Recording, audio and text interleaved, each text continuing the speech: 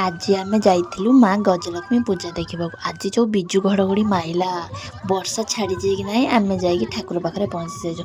ଦେଖିଲା ବେଳକୁ ସେ ଠାକୁର ପାଖରେ ଗୋଟେ ବି ଲୋକ ନାହାନ୍ତି, ହେଲେ ବହୁତ କମ୍ ଲୋକ ଥିଲେ। ଆମେ ବି ଚାଲି ଯାଇଥିଲୁ।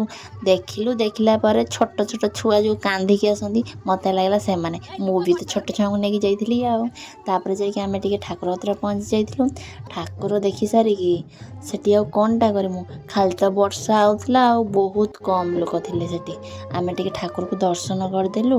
ଦର୍ଶନ କରିସାରିଲା ପରେ ସେଠି ଟିକେ ପାଦୁକା ପାଇଦେଲୁ, କାହିଁକିନା ଯେତେ କଷ୍ଟରେ ସେଠି ଖାଇବାକୁ ବି ଦିଅନ୍ତି, ହେଲେ ସେଦିନ ଖାଇବାକୁ ଦଉଥିଲେ। ମୋତେ ଠାକୁର ପ୍ରସାଦ ଖାଇବାକୁ ଭାରି ଭଲ ଲାଗେ। ତାଙ୍କର ଯେଉଁ ଡାଲମା ତୁମକୁ ଭଲ ଲାଗେ କି ନାହିଁ କହିବ।